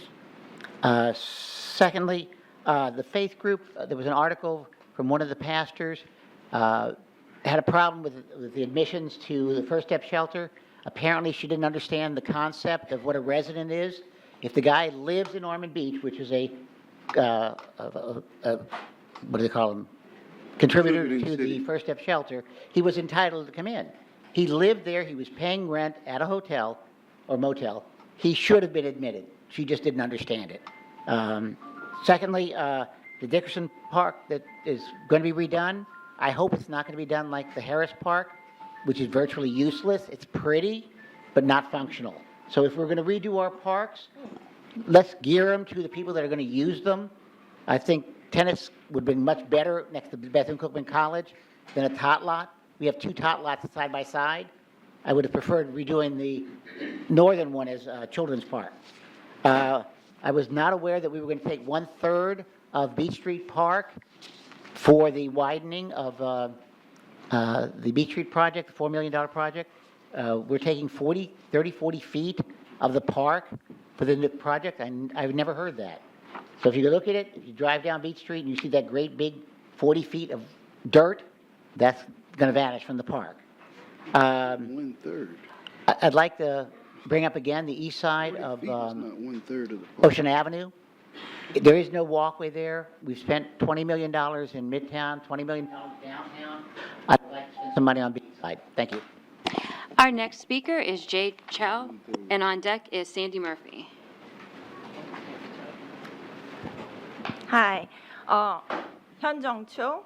I go by Jay Cho. I live at 1953 Yellowfin Drive, Port Orange, Florida, 32128. I'm here to support those 3 talks, the speakers before me, as scientists who study stormwater and water quality in estuary, including the canals, retention ponds, Halifax River, and Indian River Lagoon. I've been researching those waters since 1996, and then since I came to Daytona Beach, since 2011. I worked with South Daytona Beach, South Daytona, and also now in Holly Hill. I work with Edgewater, Oak Hill, and New Smyrna Beach for their stormwater issues. So I know about the water quality. I know the impacts of the plastic pollution in water. So I'm here to support those 3 speakers prior to me. But at the same time, I have another comment on Bethune-Cookman, and I really appreciate that your support. I don't know why we don't have that many Bethune-Cookman representatives here today, but it's not, we are asking for donation because people wouldn't donate funds if they don't know how the money is going to work. So I ask the mayor to meet with president, maybe provost, and deans at Bethune-Cookman University and discuss about something more productive. We are actually the best asset that Daytona Beach has. We are the research institution. We actually work with you to make this area more attractive to young people, young professionals, and college students. So we are not asking for donation. We have resources. We have human resources. We have also other assets that we are approaching to the city as a collaborative relationship instead of just asking for money. So I appreciate, and then if you need any help, I can be the intermediator to help you to connect and talk to our the head of the university. Thank you. Okay. Our next speaker is Sandy Murphy, and on deck is Patricia Hurd. Good evening. Sandy Murphy, 136 Park Avenue. I was happy to see the renovation needs of the Historic Peninsula Club on tonight's consent agenda, and happy to hear your announced willingness to make an investment in the historic Jackie Robinson Stadium. What's less encouraging is that the City Island Recreation Center has slipped off the radar despite all the activity centered on neighboring Beach Street.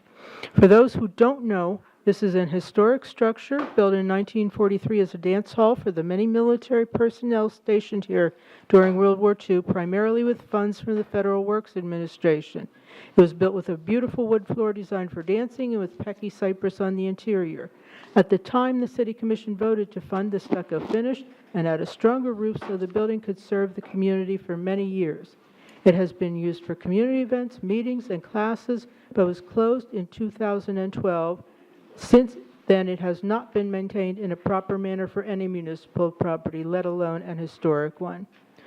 Post-hurricane insurance reports done in early 2018 state that the foundation is sound except for normal settling, and that there was no damage to the building due to the recent hurricanes.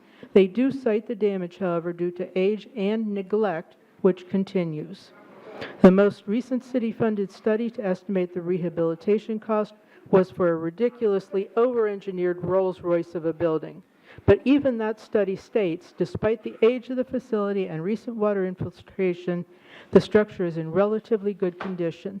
The materials used in the original construction are not readily available today and have proven to be generally durable and effective. With its bridgeside location, the rec center is ideally placed to serve both the beachside and mainland parts of town for community meetings, events, and activities.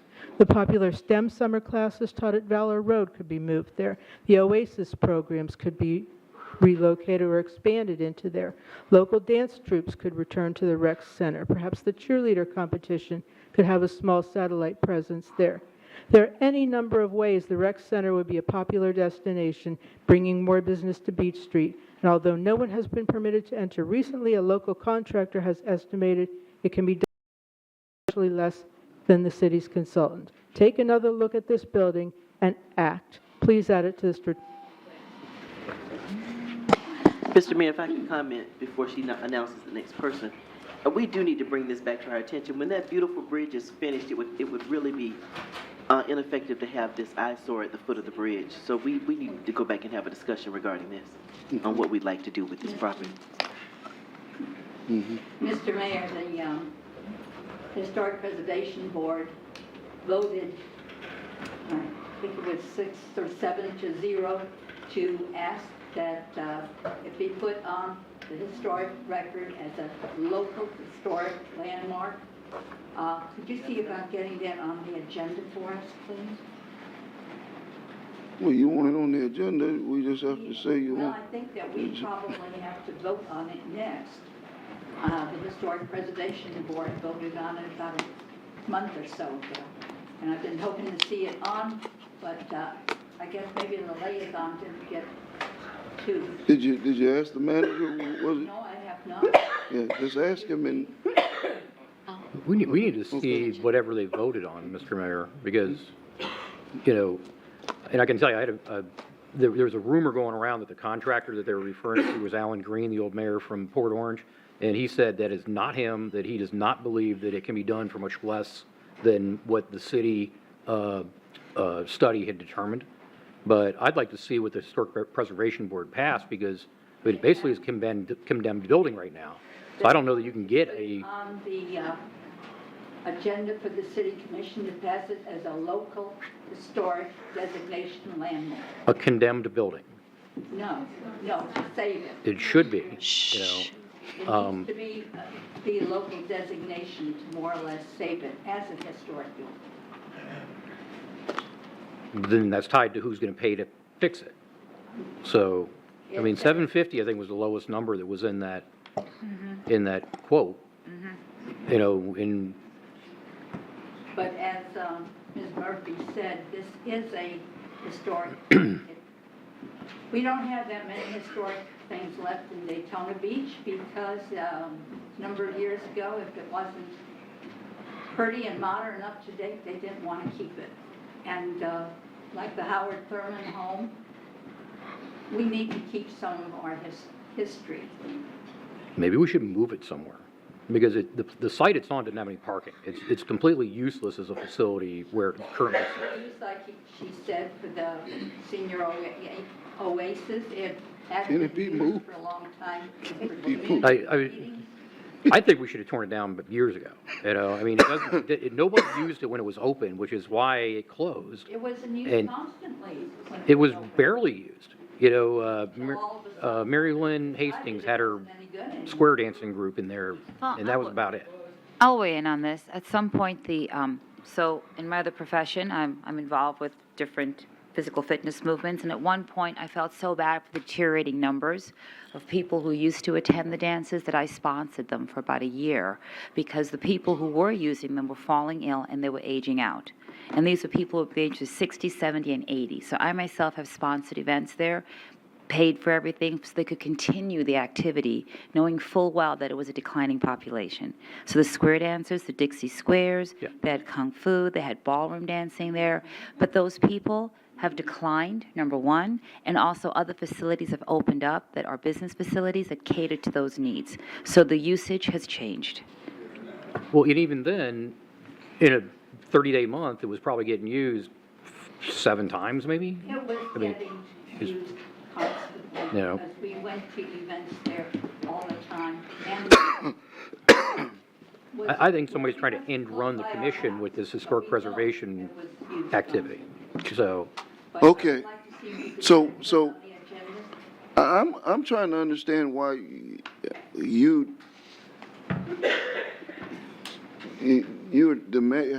just need to have a conversation with the manager. He should put it on the agenda for you. It shouldn't be an issue I would have asked for a him, conversation. but I don't know where he is right now. Because I really want to make sure that you're, feeling, because let's make sure that he knows that she wants this on the agenda. And so that, I don't know that I'll be supporting that, but yeah. We'll coordinate with Okay. staff. Thank you. All right. Next speaker. Our next speaker is Patricia Hurd, and on deck is Ted Hordecki.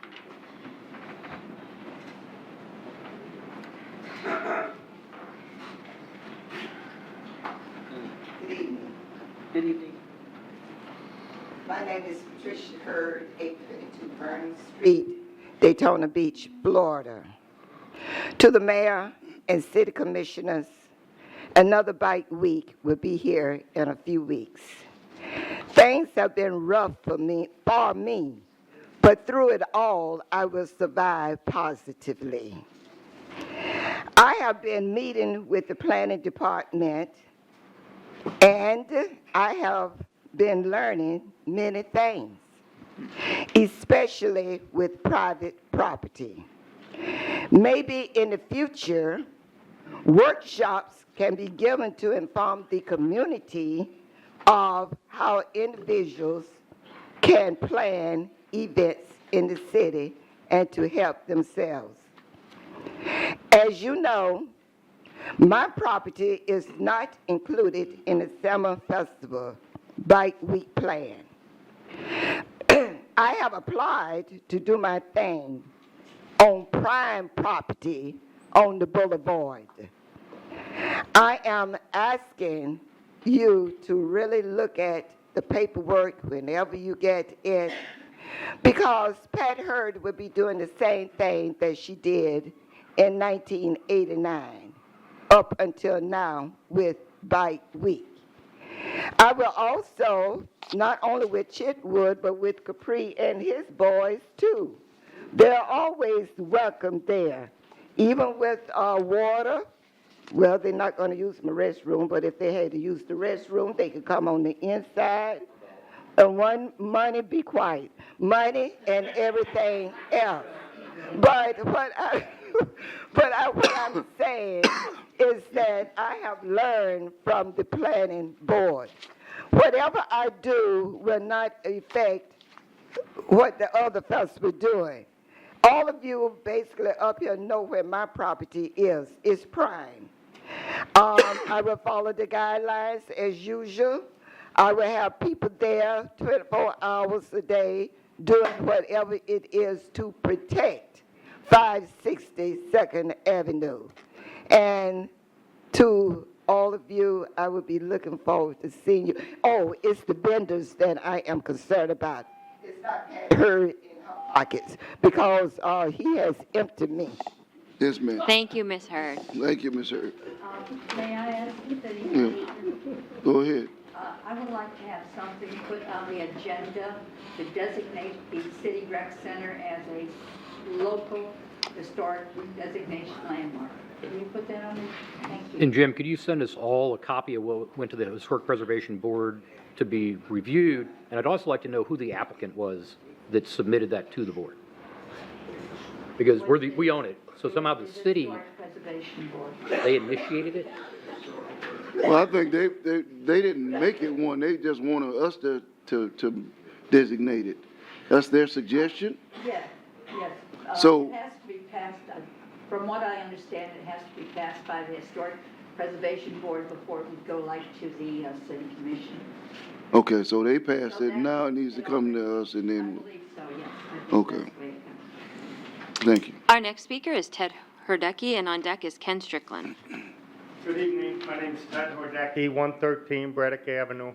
I'm here again, this coming up Bike Week. There's no shortage of good causes, people up here pleading good causes. Seems like they're all good causes. My plea is for the B&W, we cook out for 1,000 police officers, firefighters, beach patrol, traffic control, city workers, and all the people involved in Bike Week. Winn-Dixie in South Daytona has generously donated. Any Saturday now when we cook for the police department, they're donating sandwiches for all the firefighters and beach patrol. So that was a big help. Chief Capri, city commissioner, city manager, Chamber of Commerce, community donations, Winn-Dixie, other stores, all the vendors, they have been very generous. If Chief Capri's check ever clears, he gave us a nice check. But, and the volunteers are all community volunteers, B&W members, Lady of Lords veterans groups, and people from all over the city come for this cause to cook out for the police department. So it's, and we do 6 days during Bike Weeks, Fridays and Saturdays. So if anybody has any funds they don't have a home for, we could set it up where you could donate, and it's all, charitable organization. But now we're up to feeding between 1,100 and 1,200 over 6 days. So it costs us about $2.50 a meal. We got hot dogs, hamburgers, cheeseburgers, desserts, cold drinks. And like I say, the community has really stepped up for this one. We're also doing the police, when they do fish, we do this police camp. Halloween, when they had the police officer and the kids' Halloween party, we cooked for that too. So it's an ongoing process, but I think it's a good cause and worth donating to. Thank you. Okay, thank you, Ted. Mr. Horner. Our next, Their location is a problem. pleasure. Oh, that is. Our next speaker is Ken Strickland, and on deck is Marjorie Johnson. Let's stay away from it. Ken Strickland, 1208 North Halifax. I've been up here on 3 prior occasions. Apparently, I was not specific enough when I was asking about the water testing that was going on. Demonstration testing system, I believe, is the correct name for that now. Since there's $1 million in tax money involved in that, I started doing some research. Went back to March 6th of 2019. There is no mention of this testing in the city manager reports that are on the website. Then I find this. City of Daytona Beach Utilities Department, October 31st, 2019. This is a report to the DEP, Department of Environmental Protection. July 1st, 2019 through September 30th, 2019. Appears to be the 4th quarter report. I'm sure there's 3 other letters like this out there somewhere. I haven't been able to get a hold of those. So that came from an outside source. It's fairly generic to me. But after showing it to some people with more knowledge than I have about water, they think that it raises more questions than answers. Do any of you sitting up there want answers about what's really happening with the demonstration testing system? Well, we'd appreciate it, the citizens would, if we could get some more information on that to find out exactly what's happening and where we stand with that. And if nothing else, put a copy of these report letters on the web page when they're sent in every quarter. Thank you. Our next speaker is Marjorie Johnson, and on deck is Jim Schultz.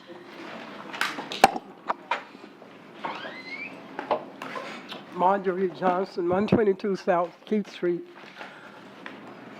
We're being neglected in my neighborhood. My recycling was not picked up today. We are paying for this service, and we need pickup every Wednesday. I do need them to take care of that. I'd like to say, you, Mr. Henry, I don't need your thanks.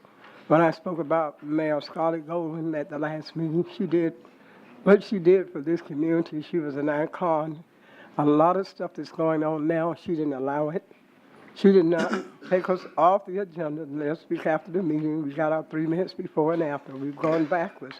She did an excellent. I was at the dedication that they had for her, and it was a huge success. A lot of people was there.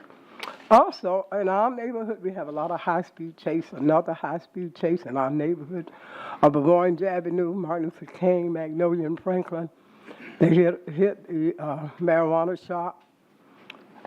These high-speed chases need to stop. In my neighborhood, Mr. Hilson was killed right there off of Orange Avenue, another high-speed chase. This was some time ago. And they have a school named after him in his honor. These high-speed chases seem to be just taking place in our communities, and people are dying. Mr. Henson died. There's a young lady and a young man died there on International Volusia Avenue there.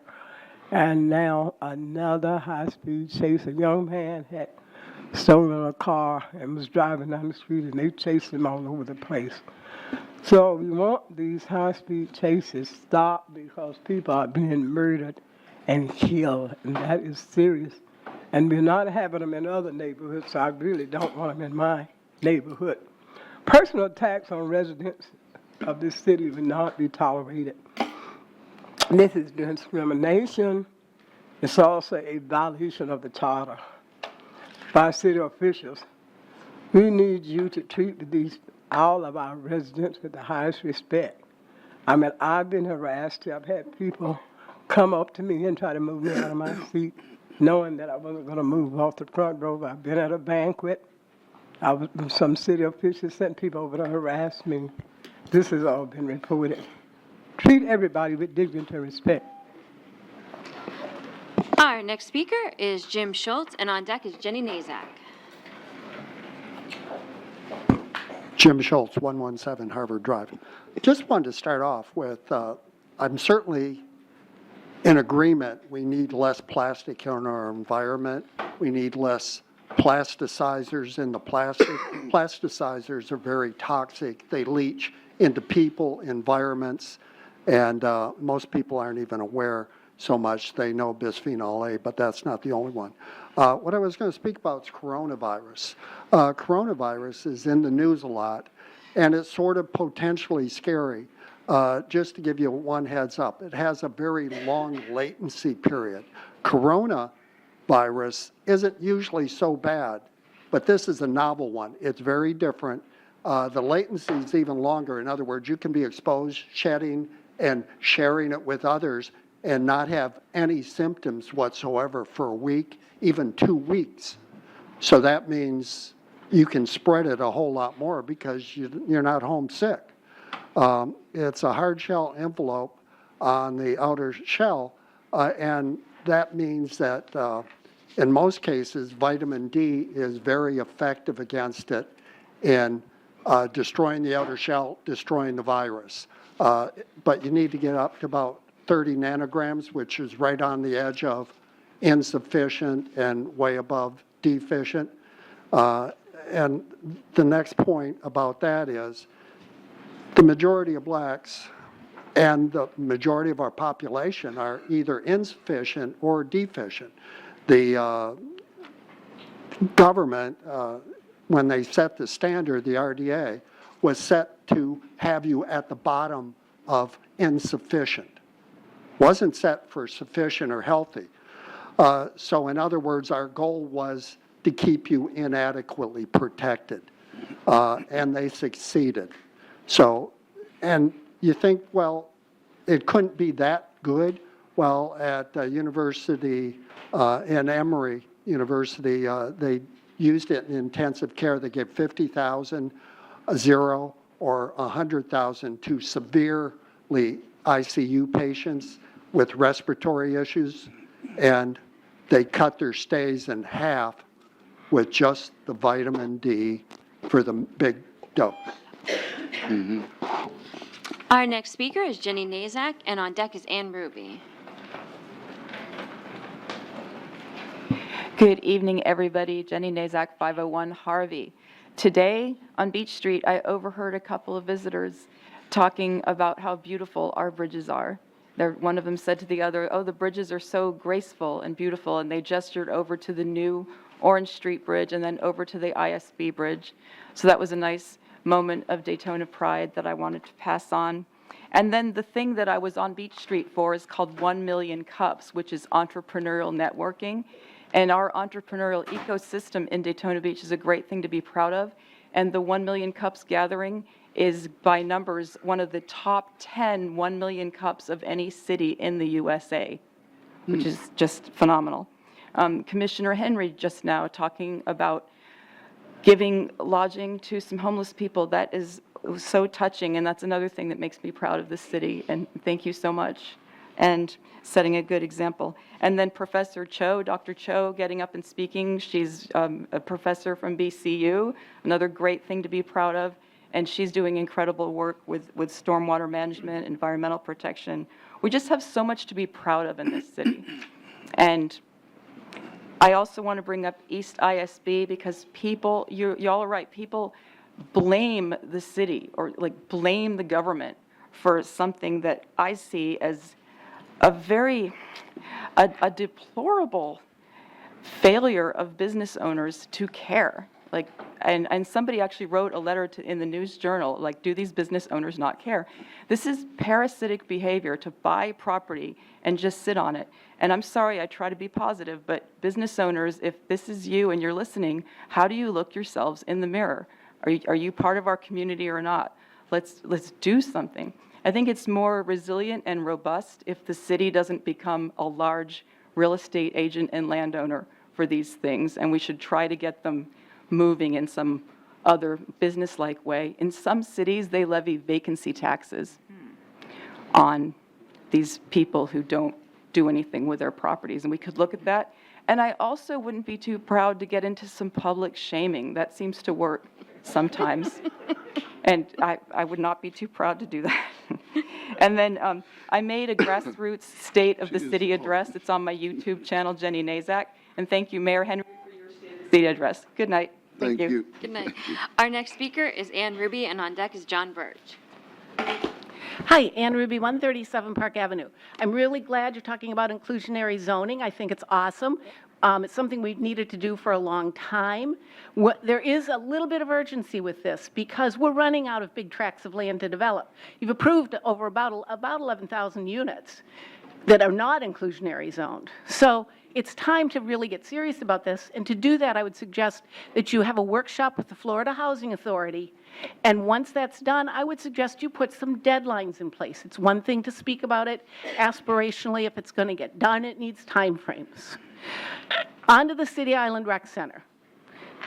If we're going to commit $4 million or contemplate committing $4 million to upgrading the Jack and convince the MLB, Major League Baseball, to keep the team here, we could have some credibility if we preserve the historic facility across the street. City Island Rec Center is exactly what we need to drive business to Beach Street. I understand that the old people of 2012 have passed on, many of them. But you know what I do know? Also, old people are a renewable resource. They're always getting more of them. And we have more of them moving in all the time on the far west side. And wanting to come down to a mid-sized event center in the downtown where you're trying to bring people for business would be a wonderful boon for Beach Street. People don't need another restaurant to come downtown for. They need another reason to come downtown. And I think the City Island Rec Center would be a perfect place for that venue. I have more notes. As to the parking, oh, I went the wrong way. As to the parking, you're trying to create a walkable downtown. So a walkable downtown shouldn't need massive amounts of immediately adjacent parking. Carnegie Hall doesn't have parking. Symphony Hall in Boston doesn't have parking. The Morris Museum in Winter Park doesn't have dedicated parking. If you're building an urban environment, which you're trying to do, you cannot be holding them to suburban standards of parking.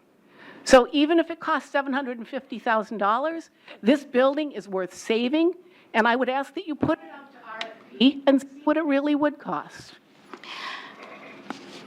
Our next speaker is John Birch, and on deck is Prentice Birch.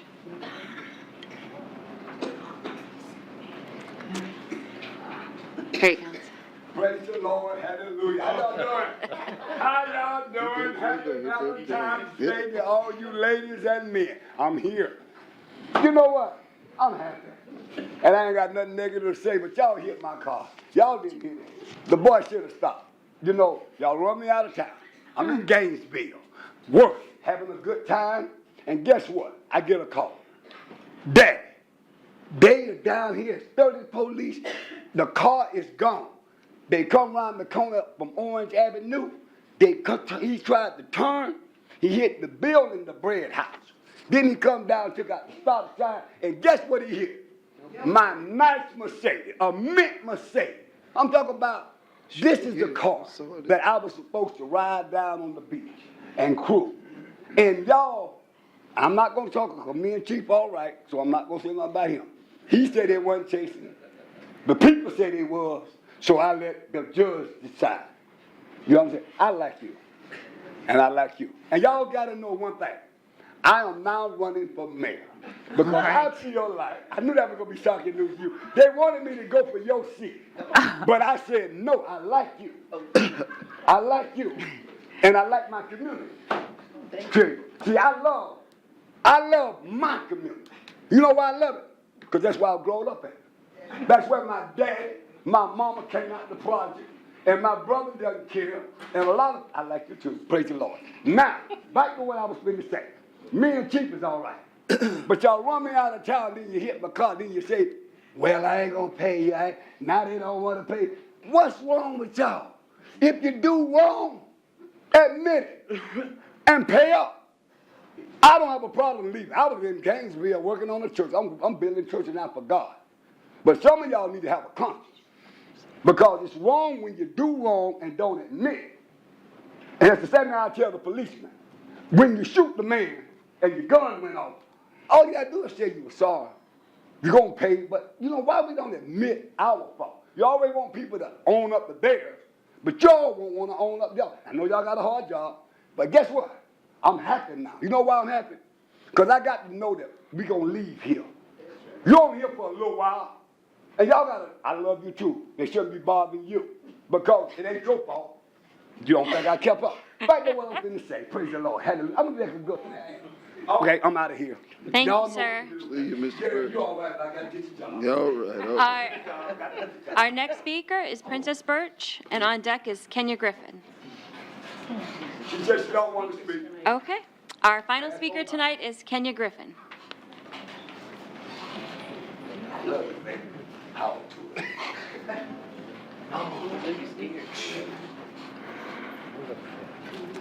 Good evening. Kenya Toomer Griffin, 839 Madison Avenue. In June 2014, the Oceanside Plaza in front of the band shell was named in Glenn Ritchie's honor as a great humanitarian and a civic leader. This was voted on by the city commissioners. In June 2018, Brownie the dog was honored with a statue to mark the grave and memorial in Riverfront Park in downtown Daytona. This was voted on by the city commission. Now, I'm not here to debate what or how much Mr. Ritchie did for the city of Daytona Beach, nor am I here to debate how much Brownie the dog meant to the city of Daytona Beach. But I am here to discuss why it is taking so long for the renaming of Sunnyland Recreation Center to happen, to be renamed the Linda K. McGee Recreation Center. When I first proposed this, December 2018, I was informed by this panel that not only had I done my research, but was to follow the written city policy, and that I would see the renaming through. By show of hands, how many of you know Linda McGee? Okay. Now, for those who raised your hand, how many of you have called on Linda McGee, whether it was anything business or personal, and she did not come through for you? All I'm saying is I have worked with Linda on several projects for some of you on this panel, and she has worked till 2 o'clock in the morning for some of you, decorating for graduations and other events. Now, I have jumped through each hoop that was placed in front of me, and all I am asking is that the city's written policy is followed. I don't know about you, but I do know that Linda McGee deserves a little more respect than Brownie the dog. I can't say how you feel, but I'm telling you how I feel. And it should be a matter of fact. Thank you. Thank you. I'll speak on it, Ms. Mayor, if I can. It is definitely in the works, and it has the wording and the biography all had to be approved, and it's been approved. So you should be seeing something coming up relatively soon. Thank you. I And appreciate it's it. something that I'm taking the lead on. Thank you. Okay. That was my final speaker, Mr. Mayor. All right. Good night, Daytona Beach.